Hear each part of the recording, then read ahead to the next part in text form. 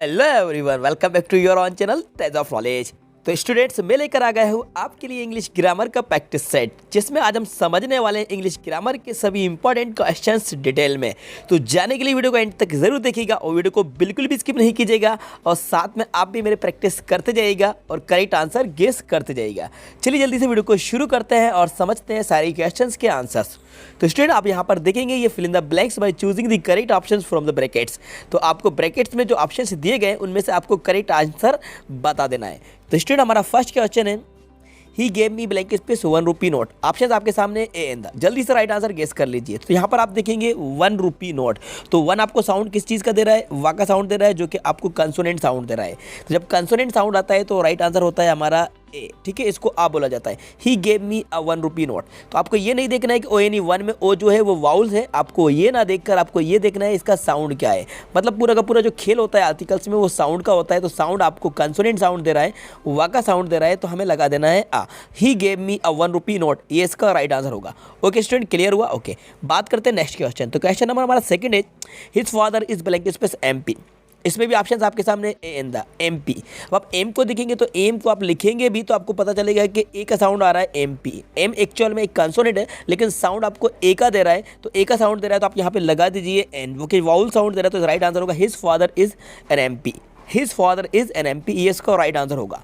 Okay student, आ जाते हैं question number third की तरफ। तो हमारा ये रहा question number third, I have 2 pens blank space my pocket. Option आपके सामने है 8 400 400 400। जी हाँ, याद कर लीजिए व्हाट्सएप नंबर, क्योंकि अब चाहे आपका मैथ्स का सवाल हो या फिजिक्स केमिस्ट्री बायोलॉजी का, आपके हर डाउट हर क्वेश्चन का तुरंत मिलेगा वीडियो सॉल्यूशन, वो भी सीधा आपके व्हाट्सएप पर। बस अपने फ़ोन में डाउट नट का 8 400 400 400 व्हाट्सएप नंबर सेव कर लीजिए और चैट ओपन कीजिए। फिर जो भी आपका डाउट है उस सवाल की आपको बस फोटो खींचनी है, उसे क्रॉप करना है और 5 सेकंड में आपको उसका वीडियो सॉल्यूशन मिल जाएगा। क्लास 6 से 12 IIT JEE NEET CBSE boards और सभी स्टेट बोर्ड्स के बच्चों के लिए। तो देर किस बात की, अभी जाइए और 8 400 400 400 पर अपना सवाल व्हाट्सएप कीजिए और अपने सभी डाउट्स को आउट कीजिए। लिंक डिस्क्रिप्शन में है। इन और ऑन देख लीजिए, इन और ऑन 2 ऑप्शंस आपके सामने, जल्दी से राइट आंसर गेस कर लीजिए। तो स्टूडेंट, इसका राइट आंसर होगा इन। जी हाँ, क्या होगा? इन राइट आंसर होगा। I have 2 pens in my pocket. मेरे पॉकेट्स में 2 पेन्स है, क्योंकि ऑन नहीं होता। ऑन अगर कोई चीज़ किसी सरफेस पर रखी होती है तो सरफेस पर अगर कोई चीज़ होती है तो हम यूज़ करते हैं ऑन का, लेकिन यहाँ पर जो पॉकेट है आपका, उस पॉकेट के अंदर ही होंगे ना पेन। तो राइट आंसर होगा आपका in. I have 2 pens in my pocket, ये इसका करेक्ट आंसर था। क्लियर हो रहा है ना स्टूडेंट? Okay, very good. बात करते हैं क्वेश्चन नंबर 4 के बारे में। ये रहा हमारा question number 4, she writes blank space pen. Option आपके सामने विथ, बाय और इन। जल्दी से राइट आंसर गेस कर लीजिए और गेस करके आप मुझे कमेंट्स बॉक्स में जाकर कमेंट्स करके राइट आंसर बता सकते हैं। वीडियो को यहीं पॉज कर लीजिएगा और वीडियो के लास्ट में अपना स्कोर चेक कर सकते हैं कि आपने कितने करेक्ट आंसर्स बताए, क्योंकि ये प्रैक्टिस सेट है, मैं आपके लिए लेकर आया हूँ। ओके स्टूडेंट, तो she writes a pen, time आपका स्टॉप होता है। विथ, बाय, इन आपके सामने आंसर थे, तो इसका राइट आंसर होगा आपका विथ। जी हाँ, शी राइट्स विथ पेन, तो विथ इसका राइट आंसर होगा। अब क्यों होगा ये भी समझ लीजिए। She writes with pen, with इसलिए होगा, अगर कोई इंस्ट्रूमेंट से, कोई नॉन लिविंग थिंग से अगर आप कोई काम करते हैं, होल्ड करके किसी चीज़ को आप काम करते हैं, तो वहाँ पर विथ का यूज़ किया जाता है। शी राइट्स विथ पेन मतलब वे पेन से लिखती है। तो पेन क्या है? नॉन लिविंग थिंग है, निर्जीव चीज़ है, और पेन को होल्ड करके लिखा जाता है। तो किसी चीज़ को होल्ड करके, कोई इंस्ट्रूमेंट हो सकता है, कोई टूल्स हो सकते हैं, तो हम जब कोई काम करते हैं तो वहाँ पर विथ का यूज़ किया जाता है। और कोई काम खुद पर्सन के द्वारा यूज़ किया जाता है तो हम बाय का यूज़ करते हैं, जैसा कि हम पैसिव में यूज़ करते हैं। ओके, तो राइट आंसर होगा हमारा with. She writes with pen. Clear हो रहा है स्टूडेंट्स? ओके, चलिए आ जाते हैं क्वेश्चन नंबर 5 की तरफ। ये रहा हमारा क्वेश्चन नंबर 5, और Ravi always blank space to school. Option आपके सामने गो और गोज। प्रेजेंट इंडेफिनिट का टेंस है, जल्दी से थिंक कर लीजिए। राइट आंसर क्या होगा? प्रेजेंट इंडेफिनिट का ये सेंटेंस है, Ravi always blank space to school. तो आप देखेंगे ऑलवेज, ऑलवेज का यूज इंडेफिनिट में यूज होता है, प्रेजेंट इंडेफिनिट में। रवि क्या है? तो यहाँ पे आप देखेंगे रवि जो है एक सब्जेक्ट है जो कि सिंगुलर है, तो राइट आंसर होगा गोज। क्या होगा? गोज। सिंगुलर सब्जेक्ट के साथ गोज का यूज किया जाएगा। वर्ब में S E S I S लग जाता है जब सब्जेक्ट सिंगुलर होते हैं। अब सिंगुलर सब्जेक्ट क्या होते हैं?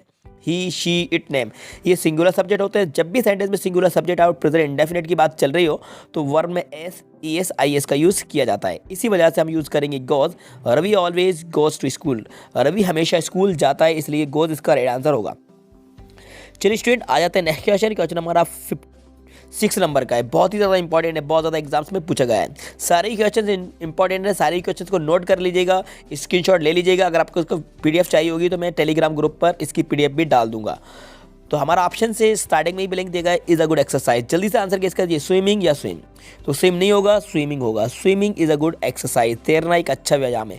तो राइट आंसर होगा स्विमिंग। ठीक है, अब ये स्विमिंग क्यों होगा, क्योंकि swimming as a noun work कर रहा है। एक्चुअल में इज का यूज़ किया जाता है सब्जेक्ट के बाद, लेकिन यहाँ पर स्विमिंग सब्जेक्ट नहीं है, लेकिन स्विमिंग जो है वर्ब है, लेकिन यहाँ पर वो एज अ नाउन वर्क कर रही है, तो यहाँ पर हम यूज़ करेंगे इज का।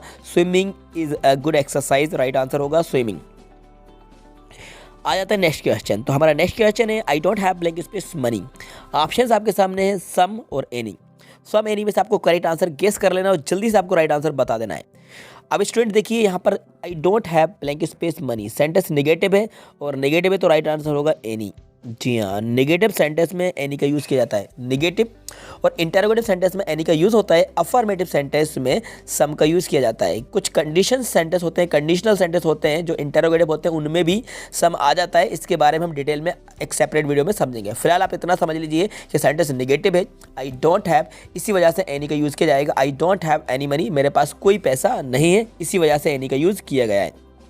क्लियर हो रहा है स्टूडेंट्स? ओके, बात करते हैं नेक्स्ट क्वेश्चन। तो हमारा नेक्स्ट क्वेश्चन है blank space you lift this box. Can या में, कैपेसिटी वाली बात चल रही है यहाँ पे, कैन या में, तो इसका राइट आंसर होगा कैन। जी हाँ, क्या होगा right answer? Can. Can you lift this box, क्या आप इस बॉक्स को उठा सकते हैं? तो कैन का यूज़ किया जाएगा, में नहीं आएगा, यहाँ पे आएगा can you lift this box. Okay, मतलब ये कैपेसिटी जानी जा रही है, मतलब यहाँ पे आप इससे कोई परमिशन ली नहीं जा रही है, सिर्फ ये जानना जा रहा है कि क्या आप बॉक्स को उठा सकते हैं। तो कैन का यूज़ किया जाएगा, कैन इसका राइट आंसर है। क्लियर हो रहा है स्टूडेंट्स? Okay, very good. आ जाते हैं नेक्स्ट क्वेश्चन। क्वेश्चन हमारा 9 नंबर का, he promised blank space the money to return या रिटर्निंग। तो देखिए प्रॉमिस्ड ऑलरेडी यूज हो गया है, तो इसके बाद टू रिटर्न का यूज़ किया जाएगा। ठीक है, he promised to return the money, मतलब उसने पैसा वापस करने का वादा किया था। He promised to return the money, क्योंकि एक बार वर्ब यूज़ हो गई है ना, तो दूसरी बार फिर हम यहाँ पर टू का यूज़ करेंगे, पार्टिसिपल बन जाती है वो। Okay, he promised to return the money. Move करते हैं नेक्स्ट क्वेश्चन की तरफ। तो स्टूडेंट्स नेक्स्ट क्वेश्चन ये रहा आपके सामने 10 नंबर का, she did not blank space her duty. Do या डिड, ऑप्शन आप देख लीजिए, डू या डिड। अब सबसे पहले तो ये देखिए, ये पास्ट इंडेफिनेट का है और पास्ट इंडेफिनेट का निगेटिव है। शी डिड नॉट, तो इसके बाद हमें यूज़ करना होता है डू, मतलब वर्ब की फर्स्ट फॉर्म ही आती है। निगेटिव इंटरोगेटिव सेंटेंस में वर्ब की फर्स्ट फॉर्म का यूज़ किया जाता है बच्चों, तो राइट आंसर होगा do. She did not do her duty, वह अपनी ड्यूटी नहीं करती है। ओके, वे अपनी ड्यूटी, मतलब उसने अपनी ड्यूटी नहीं की। She did not do her duty, उसने अपनी ड्यूटी नहीं की। तो डिड नॉट, डिड जो है ये हेल्पिंग वर्ब थी जो कि पास्ट इंडेफिनेट की थी। सेंटेंस पास्ट इंडेफिनेट का नेगेटिव था और नेगेटिव में हम नॉट के बाद वर्ब की फर्स्ट फॉर्म का ही यूज़ करते हैं, इसलिए डू यूज़ होगा। ओके स्टूडेंट, डू इसका राइट आंसर था। समझ में आ रहा है ना? सारे आंसर क्लियर हो रहे हैं आपको? ओके, नेक्स्ट क्वेश्चन की तरफ आगे बढ़ते हैं। ये रहा हमारा नेक्स्ट क्वेश्चन 11 नंबर का, Rohit blank space open yesterday by board. अब देखिए पहले बात तो यस्टरडे चल रहा है, यस्टरडे मतलब होता है बीता हुआ कल, तो बीता हुआ कल है तो मतलब सेंटेंस किस में जा रहा है? सेंटेंस जा रहा है हमारा पास्ट में। कहाँ जा रहा है बच्चों? पास्ट में जा रहा है, तो पास्ट में यस्टरडे का यूज़ किया जाता है। यस्टरडे मतलब होता है बीता हुआ कल। अब देखिए ऑप्शन बाय और बाय, अब ये वाला बाय तो हो ही नहीं सकता क्योंकि इस बाय का कुछ भी मतलब यहाँ पे नहीं निकलेगा, क्योंकि अगर बी यू वाई होता जिसका मतलब होता है खरीदना, हम सोच सकते थे, लेकिन इसको ऑप्शन में ही नहीं रख पाएंगे क्योंकि ये तो है ही नहीं, ये वाला बाय आएगा नहीं। अब बॉट क्या है? इसकी सेकंड फॉर्म है, पास्ट फॉर्म है। बाय की पास्ट फॉर्म क्या होती है बच्चों? बॉट होती है। तो राइट आंसर बॉट होगा, तो यहाँ पर आ जाएगा Rohit, BOUGHT bought. Rohit bought a pen yesterday, Rohit ने कल एक पेन खरीदा। ओके, बाय की पास्ट फॉर्म होगी बॉट, पास्ट इंडेफिनेट का था। पता कैसे चला? क्योंकि यस्टरडे वर्ड यूज़ हुआ था, इसलिए हमने V2 का यूज़ कर लिया, हमने V2 लगा दिया। बाय की पास्ट फॉर्म होती है bought. Rohit bought a pen yesterday. Okay students, clear हो रहे हैं ना सारे आंसर्स? मैं आपको डिटेल में एक्सप्लेन कराता जा रहा हूँ, इसलिए सारे आंसर्स को आप नोट करते जाइएगा या फिर आप इसका स्क्रीनशॉट लेते जाइएगा। ये आपके एग्जाम्स में बहुत ही ज़्यादा हेल्प करने वाले हैं। अब आ जाते हैं हम नेक्स्ट क्वेश्चन की तरफ। तो स्टूडेंट हमारा ये रहा next question, I am busy blank space I can't talk to you. देखिए दो बातें बताई जा रही, एक आई एम बिजी, मैं बिजी हूँ, दूसरा I can't talk to you. तो रीज़न पहले ही बता दी जा रहा है कि मैं बिजी हूँ इसीलिए मैं आपसे बात नहीं कर सकता हूँ, तो यहाँ पे आ जाएगा सो। क्या हो जाएगा? So I am busy so I can't talk to you. अगर इसको उल्टा कर दिया जाता I can't talk to you, उसके बाद अगर ब्लैंक होता तो फिर हमारा बिकॉज आंसर हो जाता। I can't talk to you because I am busy.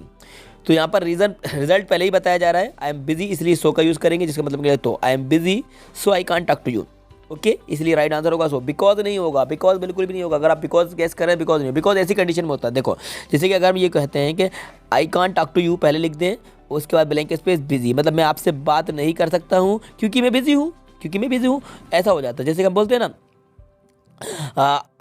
I can't go to school because I am ill, तो अगर ऐसी बात होती तो हम यहाँ पर बिकॉज लगा सकते थे, लेकिन यहाँ पर तो आएगा सो। ओके बच्चों, क्लियर हो रहा है। नेक्स्ट क्वेश्चन ये रहा आपके सामने। The boy blank space singing is my friend. Okay, the boy is singing is my friend. Option आपके सामने हु है और हुम है। जल्दी से राइट आंसर गेस कर लीजिए। रिलेटिव क्लॉज का है ये, कौन सी क्लॉज का है ये? रिलेटिव, हु या हुम। तो देखिए द बॉय आ गया है तो राइट आंसर यहाँ पे होगा हु। क्यों होगा हु, ये भी समझ लीजिए। The boy who is singing is my friend, लड़का जो गा रहा है मेरा दोस्त है। देखिए जब भी सब्जेक्ट वाली बात चले तो हम हु का यूज़ करते हैं, और ऑब्जेक्ट वाली बात होती है तो हुम का यूज़ किया जाता है, क्योंकि ये जो सब्जेक्ट के प्लेस पर यूज़ किया जा रहा है हु, इसलिए हम यूज़ कर रहे हैं हु। क्योंकि अगर ऑब्जेक्ट के प्लेस पर यूज़ करते तो हुम का यूज़ होता। हु का यूज़ सब्जेक्ट के प्लेस पर किया जाता है, सब्जेक्ट वाली नाउन को हटाते हैं। तो the boy who is singing is my friend, तो राइट आंसर इसका हु होगा, हुम नहीं होगा। ठीक है, सब्जेक्ट कॉमन होते हैं तो हम हु लगाते हैं, और ऑब्जेक्ट कॉमन होता है तो हुम लगाते हैं। बस इतनी सी बात समझ लीजिए। आ जाते हैं नेक्स्ट क्वेश्चन। क्वेश्चन नंबर हमारा 40 नंबर का, जो कि लास्ट है। She is fond of blank space songs, to sing या सिंगिंग, तो राइट आंसर होगा सिंगिंग। फॉन्ड ऑफ के साथ सिंगिंग का यूज़ किया जाता है, वर्ब में आईएनजी का यूज़ किया जाता है। She is fond of singing, मतलब कि वे सिंगिंग सॉन्ग्स, मतलब गीत गाने की शौकीन है। She is fond of singing songs, वे गीत गाने की शौकीन है। तो फॉन्ड ऑफ के साथ आईएनजी फॉर्म का यूज़ किया जाता है, वर्ब में आईएनजी लगा दी जाएगा, इसलिए राइट आंसर होगा सिंगिंग। आई होप स्टूडेंट्स ये वीडियो आपको पसंद आई होगी और सारे क्वेश्चंस आपको क्लियर होंगे। अब आपका कोई भी डाउट नहीं होगा। वीडियो देखने के बाद अभी भी आपका कोई डाउट है तो आप कमेंट्स बॉक्स में जाइए और कमेंट करके मुझसे पूछ सकते हैं। जितने भी ग्रामर के क्वेश्चंस आपको यहाँ पर डिटेल में एक्सप्लेन कराए गए, अगर इनमें से आपको किसी भी क्वेश्चन को समझने में प्रॉब्लम जाती है, कुछ भी डाउट क्रिएट होता है, तो आप विदाउट हेजिटेशन कमेंट बॉक्स में जाकर कमेंट्स करके मुझसे पूछ सकते हैं। तो वीडियो को लाइक कर दीजिएगा, अपने सारे फ्रेंड्स को ज़्यादा शेयर कर दीजिएगा, और अभी तक चैनल को सब्सक्राइब नहीं किया है तो चैनल को जरूर सब्सक्राइब कर लीजिएगा। साथ में बेल आइकन को प्रेस कर देना, सो दैट आपको आने वाली वीडियोस की नोटिफिकेशन सबसे पहले टाइम पर मिलते रहेंगे। अगर आप अपना स्कोर बताना चाहते हैं तो आप कमेंट बॉक्स में जाकर कमेंट्स करके बता सकते हैं कि ये जो आपको क्वेश्चंस बताए गए थे, इनमें से कितने क्वेश्चंस आपने करेक्ट बताए थे। यदि आपको इसकी पीडीएफ चाहिए तो हमारी टेलीग्राम ग्रुप को ज्वाइन कर लीजिए, लिंक डिस्क्रिप्शन बॉक्स में मिल जाएगी, वह मैं आपको इसकी पीडीएफ प्रोवाइड करा दूंगा। तो देखते रहिए, सीखते रहिए। Thanks for watching.